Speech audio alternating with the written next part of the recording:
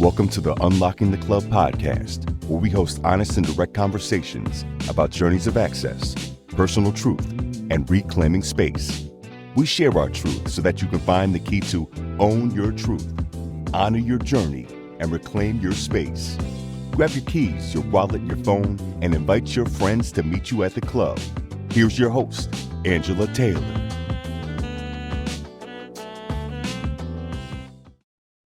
Hello again, I'm Angela Taylor, your host for Unlocking the Club. And today I actually want to unlock the difference between saying yes to the things that make you uncomfortable and saying yes to those things that help you grow in so many different ways. And this came to me because obviously many of you know I'm a huge sports fan. Sports has played a huge role in my entire life. And I am brand loyal. I am loyal to Nike, and as you can't even imagine. But recently, the legend behind Nike's Just Do It campaign passed away. Dan Whedon, from one of the advertising agencies that has worked with Nike and other brands for a long time.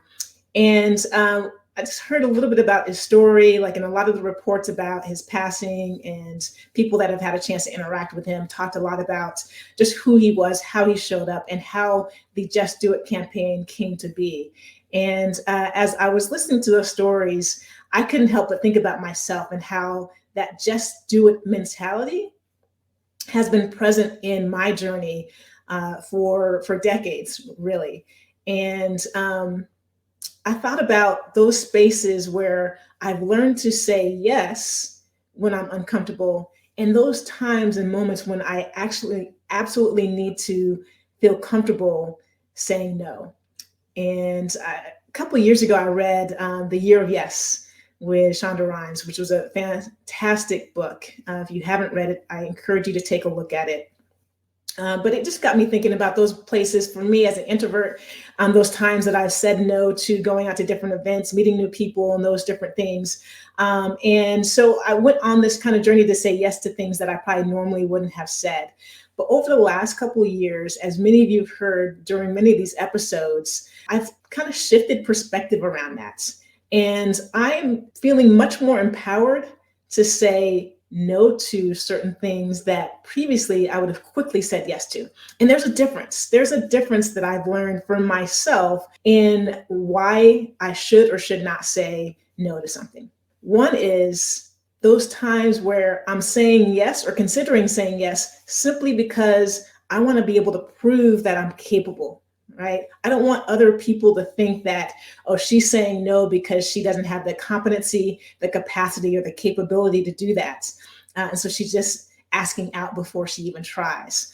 And I know that this has happened a lot of times in my life. I've said yes to something because I didn't want people to think that I wasn't capable of doing it. So I was trying to prove myself.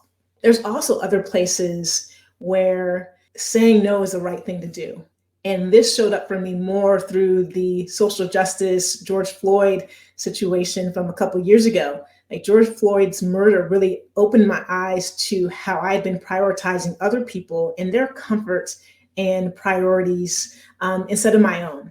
And so those places where I now am much more comfortable saying no are those places that can do more harm, that are actually harmful to me, that can be debilitating for different reasons, that have me showing up in a way that isn't additive. And then there's the last one of saying no because you're just simply resistant to trying. And this is the place that I've had the most growth over the last couple of years, is recognizing that sometimes I said no to things and opportunities simply because I could. And about a year ago, I received a phone call from my college coach, Tara Vanderveer, and she asked me if I'd be interested in doing some announcing for women's basketball in the Pac-12 conference. And I was like, oh, so for the 2023 season, so a year from now? And Tara kind of chuckled and said, no, this year, like, right, this season that's coming up here in another 4 to 6 weeks. Are you interested? And if so, I'll give your name to the Pac-12 conference. And I told her I had to think about it for a little bit because I wasn't quite ready. I hadn't done any research. I'd never really thought about being an announcer. I'd done it maybe once or twice in my previous life working in the WNBA, but I knew I would need much more time to prepare so that I could prove that I was worthy and capable of showing up fully in those moments. And I remember getting off the phone with Tara. It was at the end of the day, and I left my office and walked into the living room where my mother was watching TV. And I mentioned the conversation to my mom, who loves college women's basketball and had been frustrated that I actually hadn't been watching as much college women's basketball over the last few years as she would have liked, and that I certainly should have been doing. And so I ran it by her, and she asked me why wouldn't I do it? What was it going to be like? What was I worried about? And slowly through that conversation, she convinced me that I should say yes. She didn't tell me to say yes. She just asked questions that led me to understand why I was hesitant and resistant. And knowing myself that I would close those gaps quickly to be able to be prepared to be on air. And let me tell you, I have a long way to go, a lot of growth to do. I definitely am not really good at that craft yet, but I said yes and had a slate of games last year and truly enjoyed those. And if I had listened to my first gut instinct, I would have said no to that amazing opportunity. And now, spring forward a year from that conversation with Tara, a year from the conversation with my mother before she passed, I am going to be at Pac-12 Media Day this year. I'm going to be doing more games on my schedule than I did last year. And I also will be doing studio work throughout the season. So I learned a lot about myself and simply being able to say yes.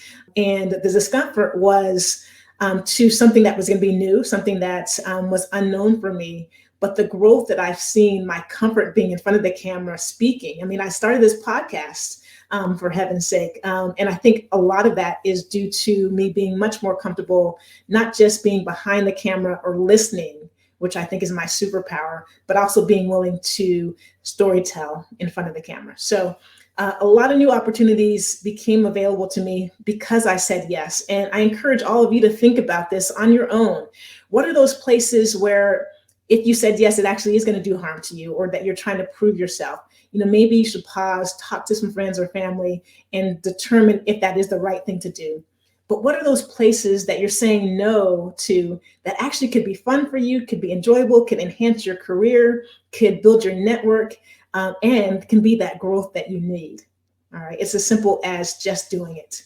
And so I am thrilled to be in conversation with someone who I know says just do it quite often and has built some amazing things under her umbrella with LPS Consulting PR. Our special guest on today's Unlocking the Club episode is LaTonya Story. Today on Unlocking the Club, I will be joined by LaTonya Story.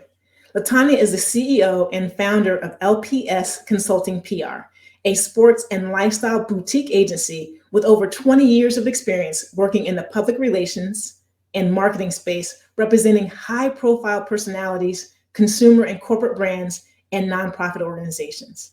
LaTonya has received numerous awards and recognitions, including being named as one of the 100 influential Black women in sports by Sports Illustrated and Empower Onyx, receiving the Atlanta Business League Success Against the Odds Award, the Women Out Front Award from Georgia Tech Women's Basketball for her work in sports, and Women in PR Trailblazers Award. In 2021, LaTonya joined the American Cancer Society's Women in Sports Council, and she also founded the Sports Power Brunch, which is celebrating the most powerful women in sports, an annual event held during Super Bowl week that honors women in sports. LaTonya also founded the Sterling Legacy Fund. The Sterling Legacy Fund was created to honor the life and memory of her son. The Sterling Legacy Fund is committed to community engagement and supporting organizations to provide preventative cancer health screenings, resources, and treatment assistance. Thanks for tuning in as we unlock the club with today's guest, LaTonya Story. LaTonya, it is wonderful to see you. How are you doing? I'm fantastic. How are you? Good to see you as well. It's been a long time from my days in Atlanta, but I feel like I keep up with you because of your presence on social media and all of the things that you are doing with so many people and personalities. We read your bio, but what else should our listeners know about you? First of all, thank you for having me on. I think my bio pretty much sums it up, but I think more so, just that I'm a mom. I'm a mom first, entrepreneur second, a go-getter, someone who believes you have not because you ask not. And I also believe that a closed mouth won't get fed. So I think those are the mantras that I live by daily, that I instill into my kids, who are now adults, but you still call them kids, right? But and that's what I tell people who ask me about how do I get into the business, what do I need to know as I'm entering into the world of sports. And so I think that's pretty much, who I am in a nutshell. That's wonderful. Well, I know you have not because you ask not is true. Because if I didn't ask you to be on this show, our listeners wouldn't be blessed with hearing about your story. And LaTonya, we both have been in the sports industry for a long time, and you certainly your career isn't just contained to sports. But there aren't very many people that look like us in roles such as yours, that are leading PR for celebrities and personalities. What has that journey been like for you? Because you've been in it for a long time. What was it like at the beginning of your journey, and what is it like now? So I started 22 years ago. I'm originally from Norfolk, Virginia. We didn't have a pro sports team in town, but I always knew I wanted to do something in sports and entertainment. I had no idea what that looked like. I didn't know anyone who was a publicist, except for people I saw on television, but anyone that I could touch and feel and speak to, I didn't know. But one day I was driving down the street and I heard a commercial for the Allen Iverson Celebrity Summer Classic was taking place in Hampton, Virginia, which is right across the water where I'm from in Norfolk, Virginia. And I called, left a message. I get a call back from Gary Moore, who was Allen's longtime manager. He invited me out to a volunteer meeting, and he just went around the table, asked people what they did, what their strengths were. I told him I was studying communications at Old Dominion University, and he said, "Okay, you're in charge of PR." I was like, "Oh no, I don't know it yet." No, he said, "No, you'll figure it out. No, you'll be fine." And so I was pretty much, thrown into it. But those 2 summers that I had the opportunity to work on that event, so many celebrities like Magic Johnson, Kadeem Hardison, Kevin Garnett, he was a rookie, who would come to the event. And then we also had local players who were on pro sports teams. For example, Aaron Brooks was the quarterback of the Saints, and he became my first paid client after I had the courage to go up to him, give him my business card, and told him, "Hey, if you ever need a publicist." And he was the first person who took a chance on me, and that he became my first paid client, and that was 22 years ago. Wow. Well, and 22 years, 22 is a meaningful number for me. The double deuce, that was my jersey and uniform number. Oh, wow. This is the 22nd episode of Unlocking the Club. Oh, and wow. You started 22 years ago. So all the things showing up there. And I think if I'm correctly, like the number 2, like represents energy, right? Oh, it does? I like that. I like that. Well, and then when I think about the energy, so for you to go up to Aaron Brooks and hand him your business card in that moment, what was it like when he called you or his representatives called you with interest in working with you? Well, actually, it was like a weekend long event. And so ironically, I saw him standing. I give him a card early in the day, but then I saw him standing outside of a door where the reception area was. And I could tell that he wanted something. And I was like, "Do you want something to eat?" And he said, "Yeah." I said, "I don't mind. I'll make your plate." He was like, "Really? No, no, no, that's no, I don't mind."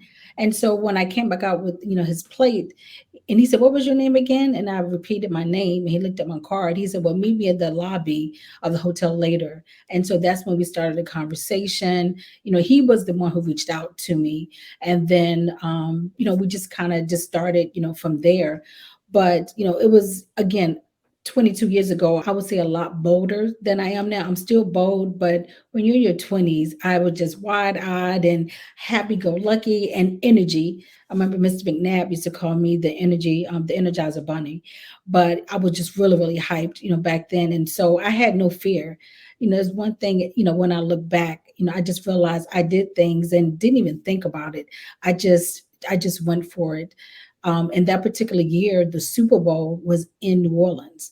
And so I used to receive literature in the mail, about different events. And one of them was the Marshall Falk Celebrity Golf Tournament. And again, closed mouth don't get fed. I see a number, I call, and I speak to Jennifer Weber, who was the executive director over Marshall Falk's foundation. And I just told her that I worked with Aaron Brooks. I was familiar with the New Orleans media. She said, well, we need someone to help with media relations. She said, I can't pay you a lot. I think it was like $500, but she paid for my hotel and said, you can come with us to different events. And from there, I, went to an event where someone had said, hey, you asked me who I was, asked what I did. They said, well, Mr. McNabb, Donovan McNabb's dad at the time, who still is, was the president of the NFL Fathers Association. So she said, Mr. McNabb needs help. I said, wow, that's great information. I don't know him, but okay. I went to an event and there was Mr. McNabb and Mama McNabb sitting in a section. I go up to them, hand my card, tell him who I was. And then 3 months later, he emailed me. And from there, that's what really propelled my career. But in the meantime, I had a day job. I didn't have enough clients to leave what I was doing. So I worked in property management. I worked in radio. And that's really how I got started. Amazing. And I'm struck, LaTonya, by you made a couple of references and statements that alluded to the fact that you were much more bold 22 years ago than you find yourself now. And when you said that, I thought about, all those things that we used to do as kids, skateboarding down steep hills or maybe skiing and not even thinking about it. But as an adult, those things are a little bit frightening because we know the consequences, right? Broken bones or worse. Like, what was it that shifted your ability to show up and be bold 22 years ago that is different now? Life. I think life, just back then you just went for it. And I just think having been in the business, for such a long time now, and not to say that I'm not bold, because I'm bold now, but I'm more cautious. I would say I'm going in with more maturity. I'm going in with more experience, and that tempers my boldness, I should say. So that's pretty much the difference now. Interesting. And I wonder how much of that it's bold in a different way, in a different form. So, right, back then, maybe it was being brash and not really thinking twice about things. And now it's in significant decisions that you make, right? And things that you want to disrupt. Is that the case for you? Like there's still boldness that is embedded in your DNA, but it just has evolved. So I think now the boldness comes in the projects that I do. The boldness, comes in with me starting the Sports Power Brunch.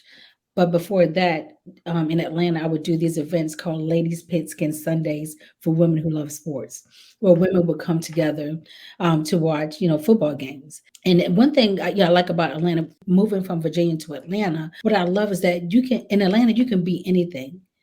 People will support what you're doing.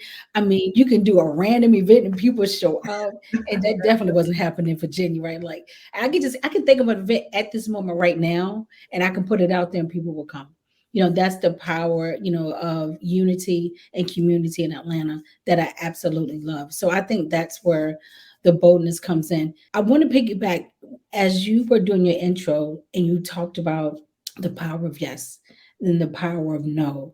It just struck me so much. And so, for me, like you said, 22 years later, how my no shows up and how my yes shows up in different ways.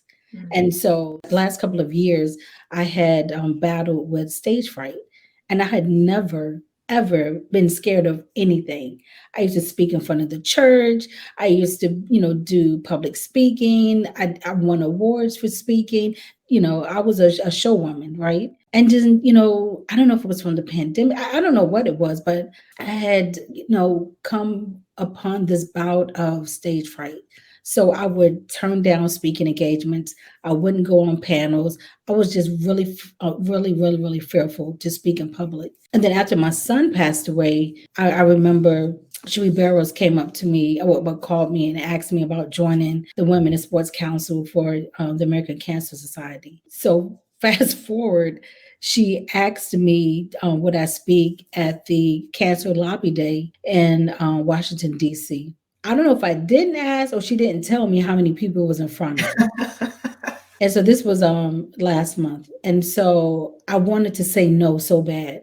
I wanted to say no, but I knew it was going to impact so many people. It was in the vein of what I'm, pivoting to, as I'm, honoring my son. And I was like, so I just said yes without thinking about it, right? And when I went, we had a prep meeting the night before, and I think I asked, and I said, how many people, would be here? He said 600 people.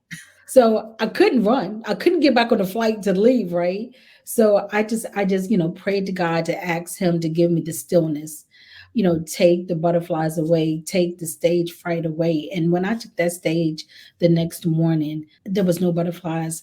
There was no stage fright.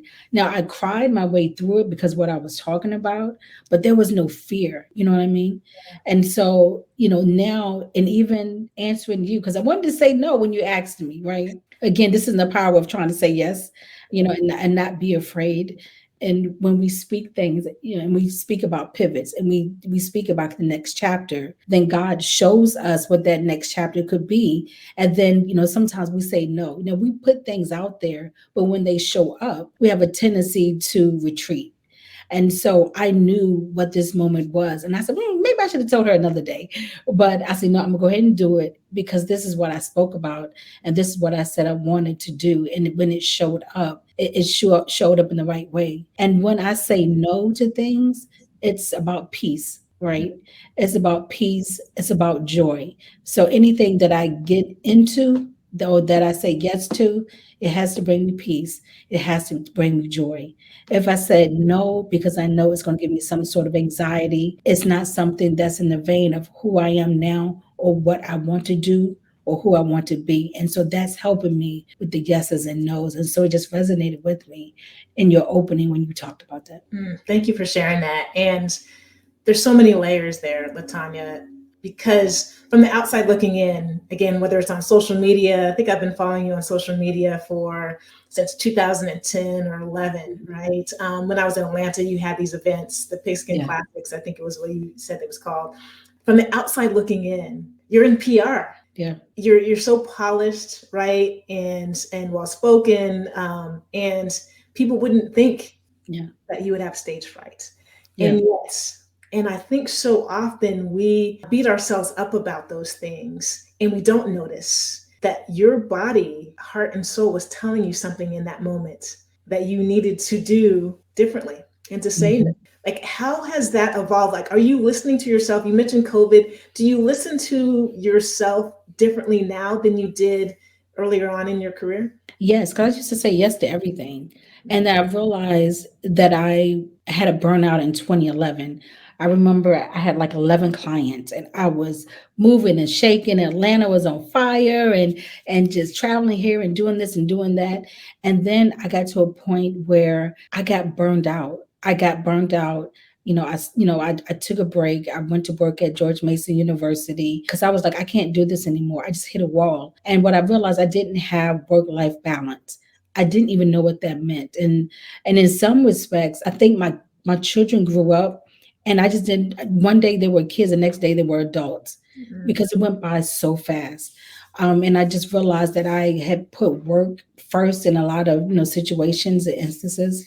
And so, for me, I think I hit a wall. And that's before we talked about mental health and wellness and burnout, right? That's not something that we talked about back then. We just work. You sleep when you die. I can't believe we let people talk us into that, right? No, you need sleep. I need to go to sleep, right? I'm tired. Right? Yeah. I mean, why do people tell us that, right? Go mentality. And when you do that, you slam and you hit a wall. And so, for me, I really had to step back and really take heart and take inventory. Is this what I really want to do, right?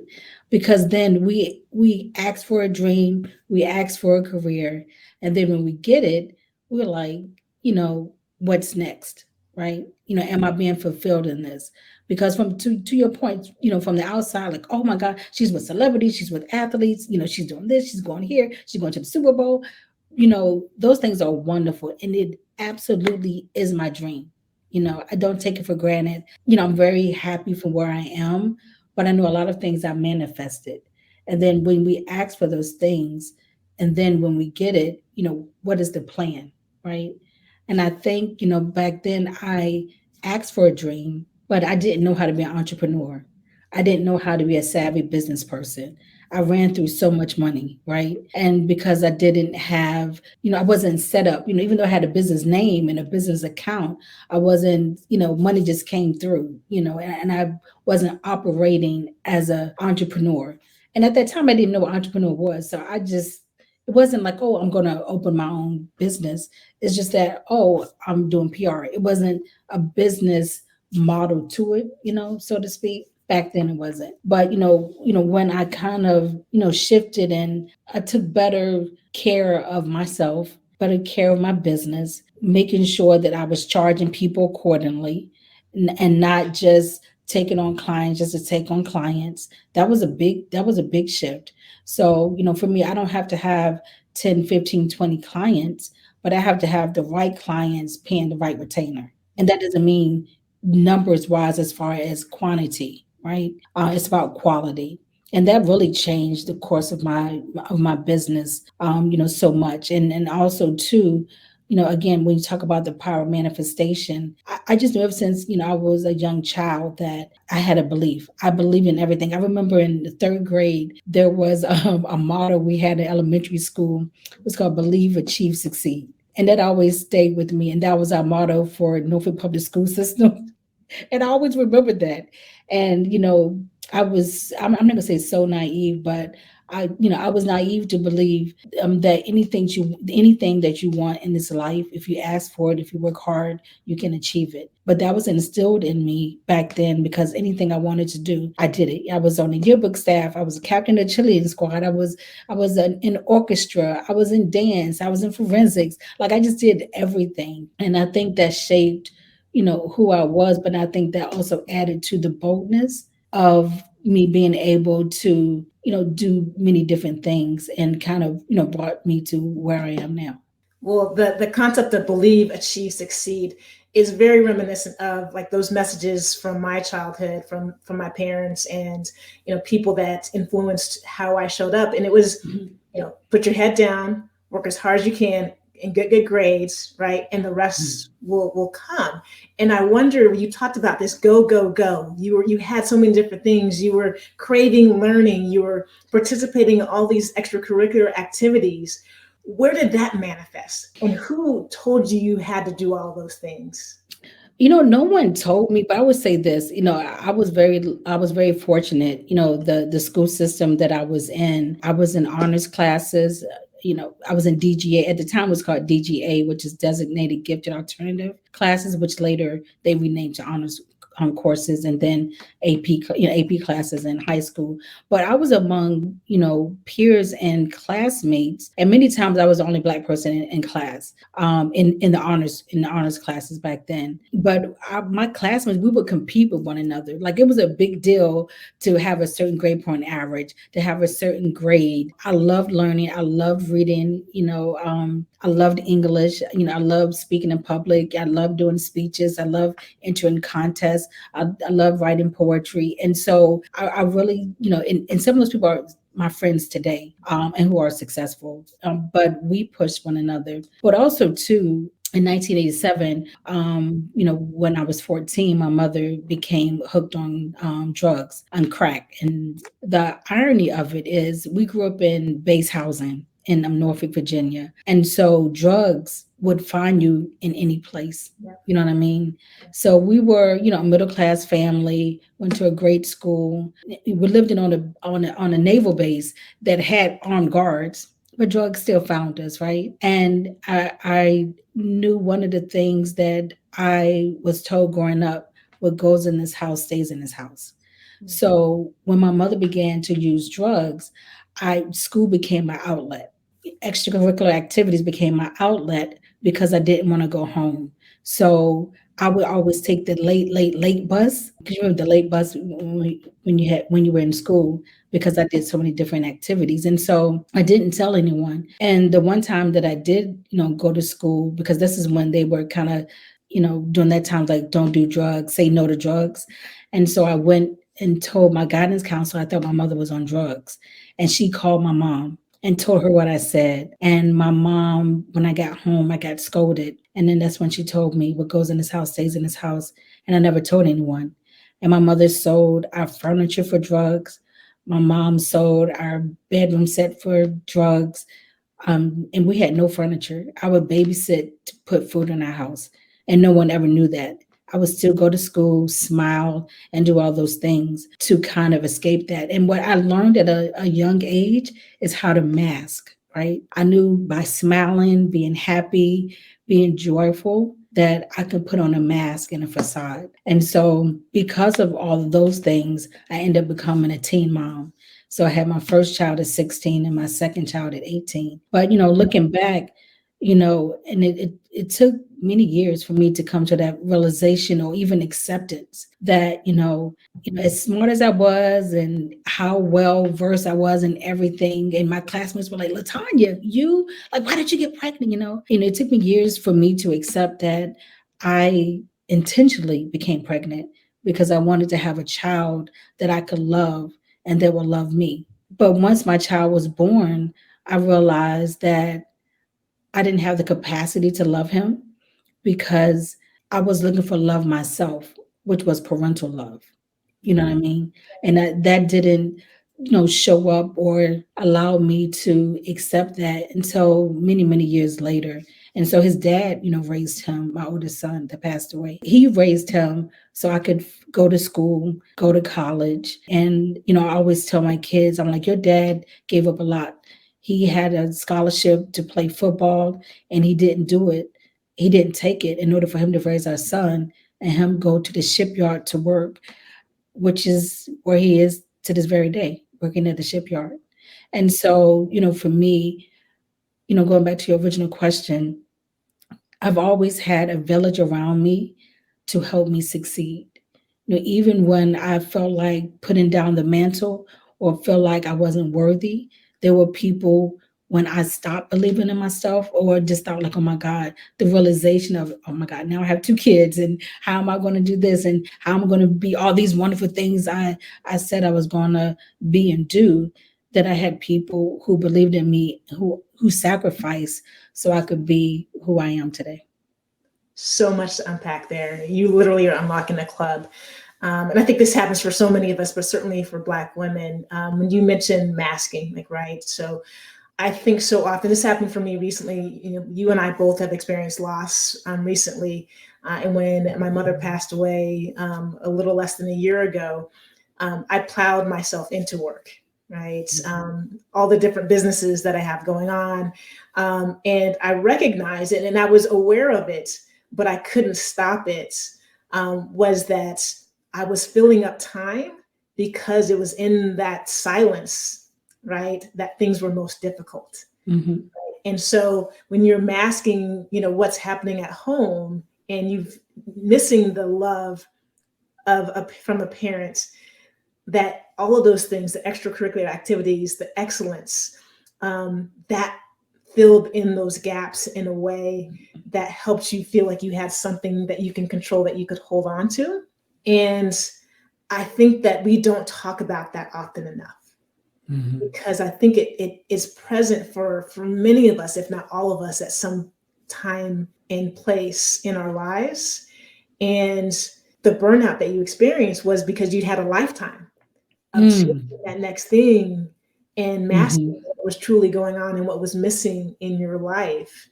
And now that you're at this space and it feels like you're at a completely different place in your life and in your journey, like, what does it feel like to reveal, to unlock all of those things and to share your story? It felt like, therapy helped, so I had to see a grief counselor, after, my son passed away. So, let me pause to say this. So 2 years ago in 2019, 2 days before Christmas, on December 23rd, my oldest son, Sterling, passed away from cancer, but we did not know he had cancer. He was misdiagnosed.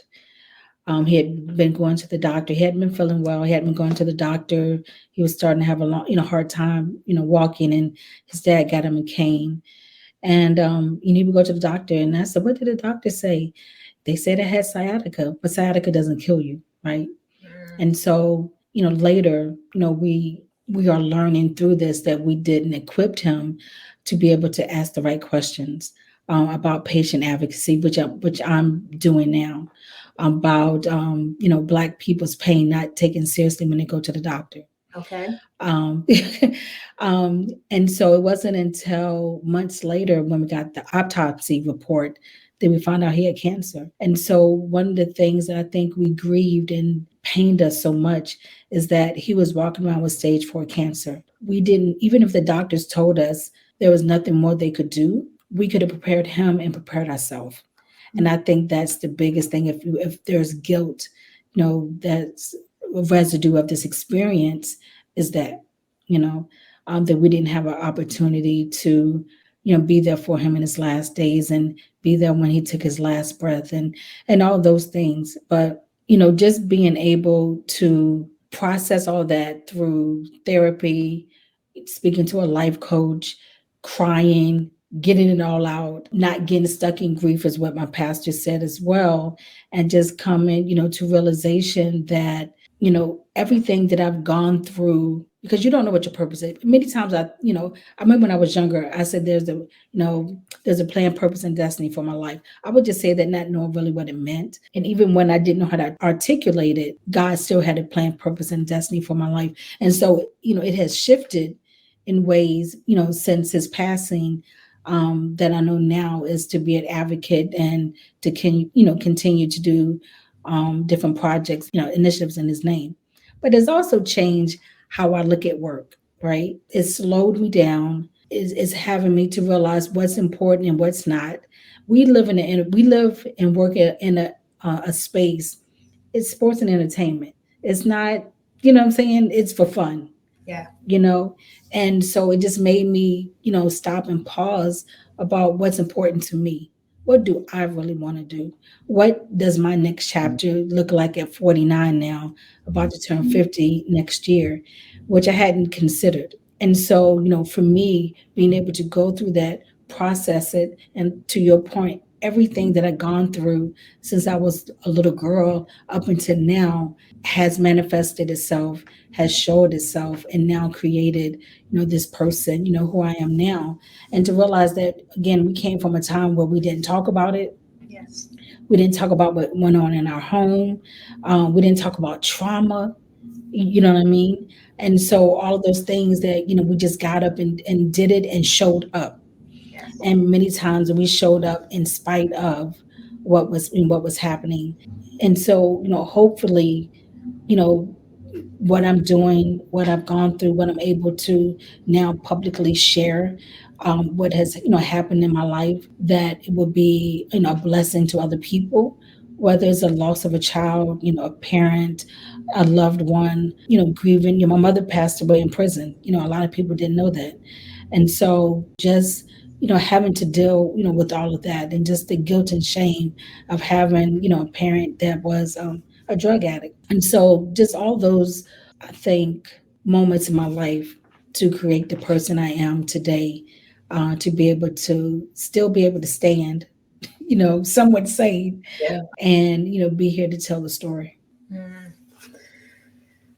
Wow. Well, first and foremost, sorry for your loss. Thank you.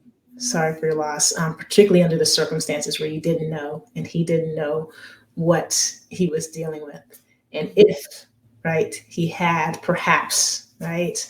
So sorry for that loss. And thank you for the strength that you are exhibiting. It is so powerful. Like, as you were speaking about the gift that is, that you're going to leverage this for whatever God has in store for you, it had me thinking of, here when this episode drops, the movie about Emmett Till will be released, right? And what I love about that movie and reading about it is that they are highlighting and profiling Mamie Till, right? Yes. Mamie Till Mobley, Emmett Till's mother. And what I think was so important about who she was and how she showed up, right, is the strength that she exhibited in knowing that having an open casket and making sure people saw her son and what had happened to him was going to have a bigger impact than her choosing not to. And what you were doing and how you're showing up in this moment reminds me of how Black mothers so often show up for their kids in really powerful ways. But what Mamie Till Mobley did in that moment was using this tragedy, tragic loss, to actually educate, inform, inspire, and hopefully change the trajectory of somebody else's life. Yeah. And you know what? And again, this is not a mantle that I thought I would take up or would want to take up. And and so many people, and my son is not the only person who's been misdiagnosed. My son is not the only person who has died, as they say, too soon. But I do have the platform to be able to talk about health disparities. You know what I mean? For people, if something doesn't feel right, doesn't seem right, to ask for a second opinion, to ask for a patient advocate that's at the hospital that you are afforded, that you can ask for. These are things I didn't know. These are the things that we didn't let our son know because he was 30 years old, and we just thought that he knew what to say when he went into the doctor's office. That was being presumptuous, on our behalf. But for me now, it means so much to be able to do that, in his name. And, even the people that I'm able to share this story with, who hears it, whether I'm speaking in public, whether it's an interview, whether, it's at the events that I do in his honor, in his name, that, someone can take that and hopefully extend their life, save their life, and have an opportunity, to do those things with their loved ones, that we didn't have a chance to. And so I just believe that he's, seeing this, and he's, and he's happy and he's proud, and that, people are knowing him, for, the life that he lived. And that, I'm just so proud that, that he walked around with stage 4 cancer. Unbelievable. You see what I'm saying? And just the fact that, I thank God for him. But what I've learned, through my life coach, is that you thank God for his presence here for the time that he was here. God gave us 30 years. We don't know how many summers, how many winters we have left, right? Yeah. And what that looks like. And what are we able to do with the time that we have? And how do we honor people when they have transitioned? And so, for me, it's still a grieving process. It's still a grieving process, for, my other children and his father, in our family, as a whole. But for me, this is the best way to kind of get through it, and hoping to be able to help someone else. And also, too, so I won't be stuck in a fetal position every day, right? Yes. Because if you really think about it, if I think about that, if I think about every other loss, that I've had, and this, my life coach was talking about, I've had a string of losses, right? But if I sat and thought about the losses that I've had, I would be in a fetal position every day. I wouldn't get out of bed. I couldn't be there for my kids, and so just the fact that when you talk about the strength is because if I don't do this, the alternative is I'm in a fetal position. Yeah, there's no alternative. Yeah. There is no alternative. And so that was one of the things my pastor has said, the day my son passed away. He said, the first thing he said, don't get stuck in grief.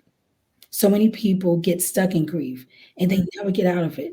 You know what I mean? They age themselves, they become frail, they become weak, they become lifeless because you just, you continue on that, woe was me. Why did this happen? Why did he have to die? He didn't deserve it. The hospital should have known better. The doctor should have known better. You could just go, why wasn't we there? Why didn't we see it? Why didn't we know? It's just so many things. And you will spiral. Yes. And it's so easy to spiral. Yeah, and stop living your own life. Right? Yes. You know, on Unlocking the Club here in a couple of weeks, that we actually are going to have the author Marissa Renee Lee, who wrote the book Grief is Love. And the message that she has in that book was really important for me to hear, to understand the pain that you're going through was an indication of the power of the love that you had because of the moments that you had with your son. And I think so often we focus on the loss versus the life and the love that we had, right? So grief is truly love. But, you know, I can say that Sterling is looking down at you, LaTonya, and saying that you're living your plan, your purpose, and your destiny as a result of it. And one of the things that you said that I think is really important was that Sterling was walking around with stage 4 cancer and didn't know it, in pain, but didn't know it, wasn't asking the questions because didn't know what questions to ask or what wasn't being discovered. I think there's a lot of people walking around in pain, right? That's a metaphor for people in our community who are walking around feeling lonely, feeling like, right, there's no one that loves them, feeling like that their job is a dead end and they're not seen or valued, right? Like, I think that there's a lot of people walking around in pain right now. What would you say to them? Wow, that's deep, you know, and that's so true. I would say get up every day. You know, you have to get up, and the first in as simple as taking the covers off and getting out of the bed. You know, putting your both feet on the ground if you can, and being able to feel the ground beneath you, because that's what's going to center you. That's what's going to still you. And also, I believe in therapy. I believe in church because I, grew up in church, but I also believe in therapy. I believe that we have to have someone to talk to that's outside of our family, someone that can help guide us out of despair, out of the darkness, out of the loneliness. But then I think also too, it's about, finding a sense of community, finding like-minded individuals, whether it's a support group, whether it's your church family, whether it's a group of friends or one friend, who has gone through something similar, who can also be there for you and can be your advocate. But also know that there's a plan, purpose, and destiny for your life. If you're still here, if you're still breathing, you're still being able to be amongst the land of the living, it's for a reason. It's for a reason, even if it's just to affect change in your area. You know what I mean? It's not about being worldwide or global. It's about being able to be impactful in the area that you're in. And impactful means being impactful to those people who love you, who are around you, who you see every day. And so, I would just say, and I know it's a cliche, where it says never give up, but I have one sign that says choose happy. Every day you have a choice. I have a choice to be happy, sad, glad, mad, indifferent. And so if you have a choice, choose happy, right? And then my other sign says don't quit. But then also there's another part of it that says do it. And you were talking about that earlier, And so it sounds cliche, but it's really simple. It doesn't matter what all these self-help books you read or different shows, that you watch. It's just the simple things. Choose to be happy. Choose who you want to be. Don't let a situation, don't let a circumstance define you. And so that's one thing I can say that I'm proud of myself, is that I didn't allow, and also too, I didn't really look at reality most of the time because I was masking it. But, I didn't let what happened to me define me, because going back to the boldness, I believed in myself so much that it didn't matter that my mother was a crack addict. She died in prison. I was a teen mom 2 times over. I lost my son, lost business, lost clients, gained clients, but I still believed in me and knew that there was more for me. And I think I'm living my more. You're living your more. Like, we all fall down. Yes. Get back up again, right? And I think one of the things that you said was, I think a really important point is that oftentimes, we may walk around and someone's going through something. And what I appreciate what LaTonya is doing today is modeling not being okay, not being okay, and going out and getting the help that you need. And mental health is really important in our community. Probably even more so after the last 2 years in COVID than we can even pinpoint right now. But I think so often in the Black community in particular, right, if there's something that's just not right, people like, go take it to the Lord.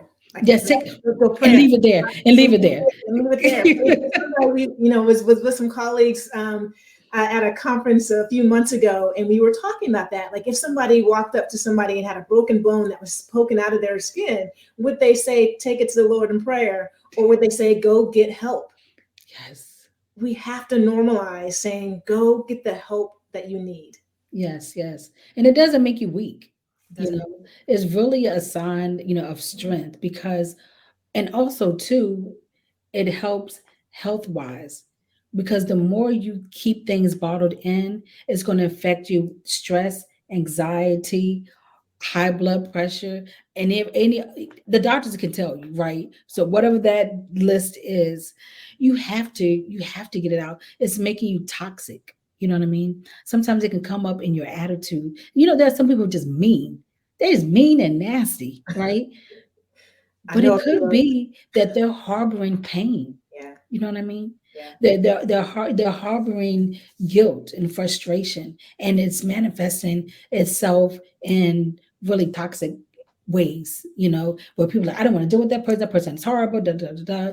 And so sometimes you have to think about the being and the soul of a person. And what is that soul going through? Even the inner child of that person. And I know in many cases we can't look at, a person when we see them at face value but just reflecting, what is that soul? What is that inner child? Because there's so many things that we've all have gone through growing up that we were never told, that we were told not to tell, that we are carrying around, that has caused us so much pain and frustration and anger, so I would say, to let it go, tell someone in a safe space, tell someone in a safe space so you can be the best person that God has called you to be, or the universe has called you to be. Yeah. We all know that hurt people hurt people. Right? Yes. And I think, you outlined your circumstances. One of the things that we say with the Dignitas Agency, we say, circumstances happen, be powerful anyway. And that doesn't always happen. So you had circumstances, like you were hurt as a child. And there was someone who saw you, right? Those teachers that put you in the gifted and talented program, they saw you and your capabilities. And that unfortunately doesn't happen for everybody, right? There's these lost Einsteins we hear all the time about, that they don't have someone in their universe that sees who they are and the value they bring. And they just are submerged in that hurt. Yes. So the funny thing, I recently had some things framed. And so I keep everything. I'm a hoarder. I mean, a hoarder in the sense of I still have my elementary school report card type of hoarder. Okay. Yeah, because I'm thinking, one day someone is going to want to know this. You're going to need that. You're going to look for it. And if the for a day in the life, for this day in the life, I look back on who was she, they're going to need that. Yeah.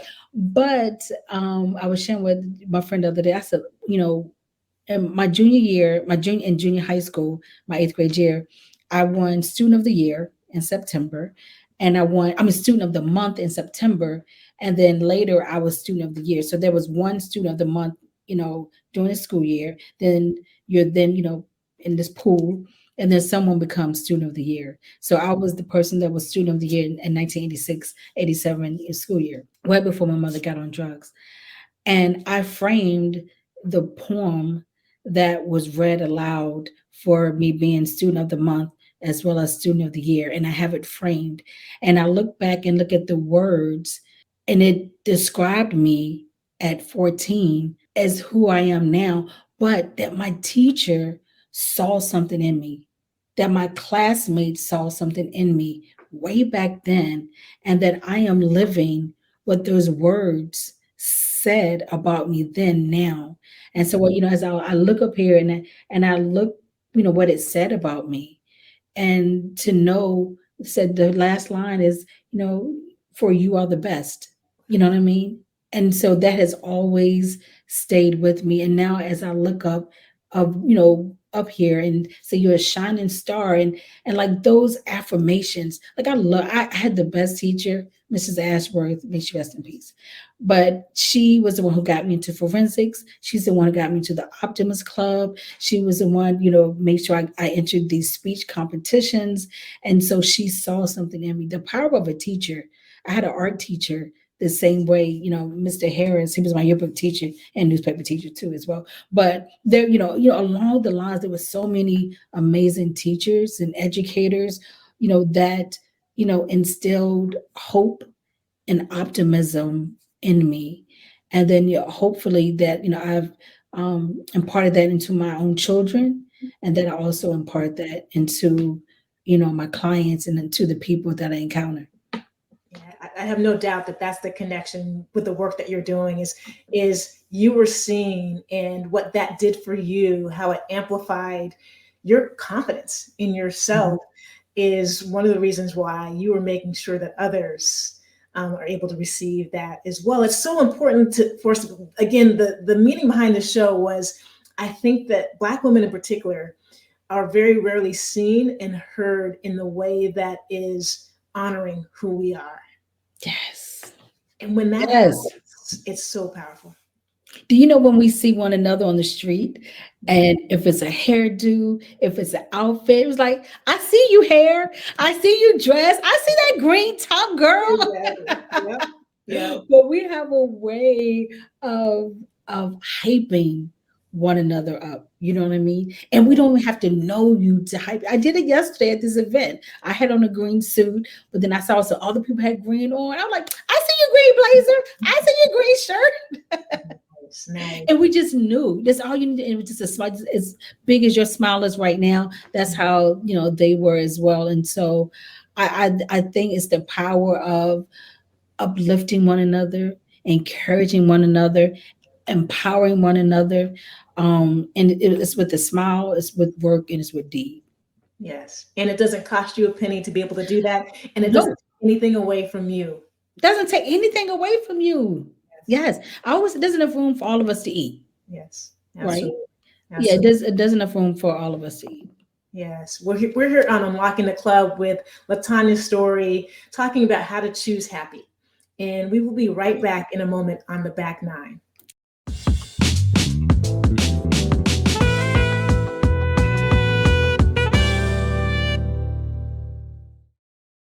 Welcome back to Unlocking the Club. I'm your host, Angela Taylor, and we are having an extraordinary conversation with LaTonya Story about choosing happy.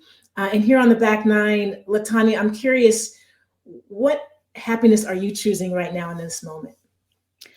Oh, I'm choosing me. I'm choosing me. I'm choosing what brings me joy, what brings me peace, what brings me happiness. Also too, I created this event called the Sports Power Brunch that honors women in sports. It's an annual event that takes place during Super Bowl week. And just again, the power of a thought for me to create this event that people embrace, people spend their money, come out to support, that is now grown into one of the most highly sought after events to attend during Super Bowl week. And so for that, it's just a blessing, but I choose to be happy. I'm gonna make that choice every day. Just the other day, I was sitting on the couch and I was talking to my daughter, and I said, "You know what? I'm happy." She was like, "You are?" I was like, "Yes." I was like, I haven't been able to say that in a really, really long time, but there was the facade, because social media makes you think everything is fantastic, but there's the facade of happiness. But to truly be happy, well, I don't need to post it, I don't need to say it, I don't need to scream it, but I just feel it. And so that comes from the power of choice, and that choice is to be happy. Love that was what you said to your daughter. Yes. That's And you know awesome. what she said? She said, I love that for you. Thank you. I appreciate that. I Well, said, I love that for you, Mom. I love that for you. well, and it's no surprise that you're creating this power luncheon at the Super Bowl to Yeah. honor women in sports because that's who you Yes. are. Like, right? You see them Yes. and you know in that industry, it is incredibly difficult to navigate those spaces. And so you are creating that platform to honor. Yeah. But also too, it's women that people may not even knew existed, right? It's not the ones that you see, on the screen every day. I'm talking about, the women who are senior vice presidents, senior directors, EVPs of companies, chief marketing officers that you may not know them by name, but they are powerful women. They're the driving force behind a lot of industries and a lot of teams and a lot of franchises. And so being able to spotlight them, and they're so gracious just for the honor, and I try to make sure that I love on them and that, we are, where we're flying them in and putting them up in ground transportation and things that they may not have been accustomed, to receiving, but just to be able to give them their flowers, while they're here and thank them for the contribution they've made to our industry and that has not gone unnoticed. But not only that is to be able to assemble all these like-minded, strong, powerful women in the same room and give them an opportunity to network with one another. And then, as a result, people have created deals out of, being, connected in the room and have new clients. And it's just a wonderful, wonderful, thing to see. And I'm just really grateful. And again, I don't take it for granted. There are many things, where people can spend their time, their energy, and their money. But to be able to support this, but then also too, for me to be able to give back. So this past year in Los Angeles, we were able to do a $10,000 donation to American Cancer Society in my son's honor. But then we surprised Natalie White, who you know very well, Yeah. with a $10,000 donation for her Attention Foundation. Oh, And so being able to do that, and the more people support it, organizations, companies, brands, and individuals, then we're able to give more money. And then this year we're going to make a special announcement about the Sterling Legacy Fund at the Super Bowl and what we're going to be doing with proceeds from the event. I love that. Now, folks, that is unlocking the club because in the sports industry, and this is true in corporate America, it's competitive. It's dog eat dog. And there is this sense of it's a zero sum game. If it's not me, it's you. If it's you, it's not me.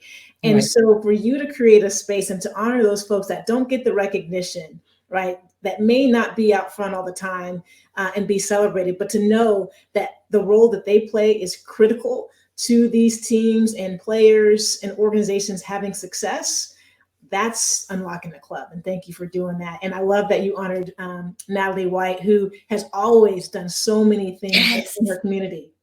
Yes, and to be able to surprise her because she was about to walk off the stage after she received her award. She was about to walk off, and we were like, "No, Natalie, don't go just yet." And then once we came out, I came out with that big check for 10,000. She almost gave up the ghost right there. She was just in tears. I'm crying. She's crying. But that was such a blessing, and it's for people who, again, a lot of these big organizations, they're going to get money. Yeah. But I knew that money was going to immediately affect her at that moment, right? And the work that she's trying to do and rebuild that recreation center in her hometown. I knew that those funds will make an immediate impact. And that's something I want to continue to be able to do. That's awesome. That's fantastic. Well, you recently told your daughter that you are happy, right? I'm Yes. wondering, besides your own home, what's the place that you feel safest to be yourself? Oh, wow. You know what? That's a great question. I would say with family, with family, with friends. And, I've learned to use the words friends in an appropriate way because everyone I know is not a friend, right?